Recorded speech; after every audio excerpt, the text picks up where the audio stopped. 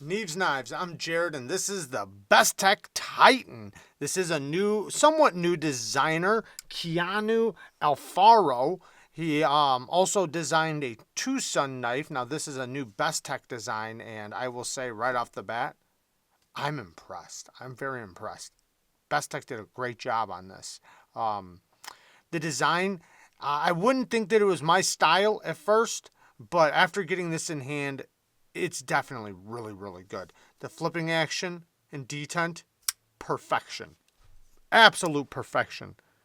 Once you break the Detent, it flies open. It is incredibly smooth when you disengage it with great access to the lock bar. It drops, and it is practically fall shut action. I mean, with any encouragement, it will just guillotine shut. With no encouragement, though, I mean, it is damn near guillotine, but very drop shutty for sure. Very, very smooth, frictionless smooth. The Tanto on it is it's unique, but somewhat of a Japanese style Tanto. We do have a straight back with jimping in multiple places. So you have jimping here and jimping here, which is a great spot because it has a very acute secondary tip. You can see I've already been using it, but it's going to make it to where you can get a lot of pressure without slipping up the blade for the use of that secondary tip.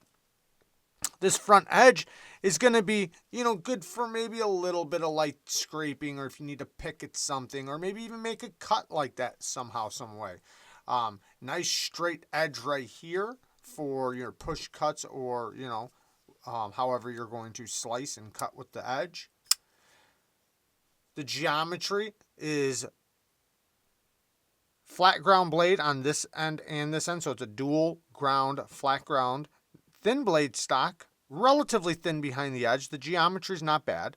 The Ergos are very, very neutral, just straightforward, which I do like. So that means it's going to be just as comfortable in a reverse grip as it is in a forward grip. We have a deep carry, not reversible clip, but it is flat screws that is in set. The clip is going to work great. This is little grooves cut out on the top. It adds a little pop to it. I like it. And then we have these grooves on the handle. I'm glad they didn't put it under the pocket clip, but adds some good traction to it without making it uncomfortable. Not a large knife. It is more of a medium-sized knife. We have D2 steel, so it does come in multiple different versions. So, whatever your flavor is. When you disengage it, there's the detent, so very easy to get past the detent, and it is riding on ceramic caged bearings with a ceramic detent ball. That definitely adds to the smoothness. We have liners that only on one side, so that's going to bring down the weight. There's no liner on this side. It's only on the lock bar side. It does have a little bit of weight relieving, but not too much because it's already so light. This thing is incredibly light. Now, just to bring up another Tanto really quick, you cannot get one of these, or if you can, they're incredibly hard to get, but this is the React K2, and the React K2 has somewhat of a Japanese style Tanto, but with a dual grind. We have a hollow here and a flat here. Now, why I'm bringing this up is to show you the elongated front portion of the Tanto, and to show you how straight this one is. It's not straight. It still does give you a little bit of belly right there, but significantly straighter than the elongated Tanto on this one. Now, this one also has the dual grind. Unlike this one has the dual flat grind. But very well centered, and the blade hides very nicely inside the handle, which is really nice. Couple complaints really quick. If I was going to complain about anything, which I got to say, man, this action just makes up for anything. It's so good. The action is really good. It is a very compact, very easy to snap out and use. It feels great inside the hand. I could just manipulate it so well, even if I wanted to choke up and, do a little picking or something. But a couple complaints. T6s. Don't like T6s. I wish the clip was reversible for my lefty friends. Next, the choil. My biggest complaint personally, the plunge grind and choil. So look at how close the plunge grind gets to the edge. So we have the plunge grind starts here and it ends right here.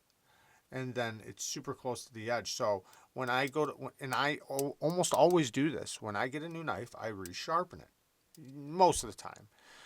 And I like to change the edge geometry. So meaning I don't want the same angle. I want the angle to be lower, which will make the edge bevel bigger.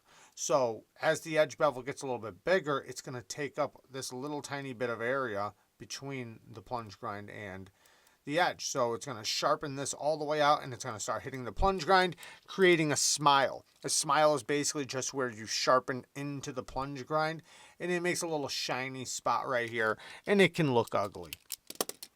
Is it that big of a deal? No, it is just aesthetics, but it can benefit you in sharpening because you try not to do it so you're not worried about it. That's one thing. But also when you're sharpening, the plunge grind can hit your stone and it can chip your stones. It can, and the ugly part is, is the majority, but it can chip your stones, and it just makes ease of sharpening so much better. You don't have to worry about it, but in this case, you definitely do. Now, if you kept the same angle when you sharpen it, it probably would give you one good sharpening before you hit it, but that's it. If that, maybe even not even. The next little tiny nitpick is the stop pin size. Very small stop pin. Now, this is a lightweight EDC, so is it that big of a deal? No, it's fine. I just prefer a little bit bigger stop pins. Now, it does have a shouldered lockup, and it is very solid. So I'm not complaining about the actual lockup.